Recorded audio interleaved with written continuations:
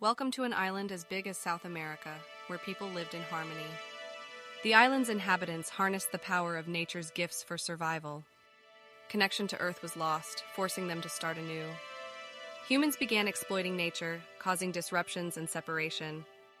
One group, the Alchemora, lived in the forest using its magic.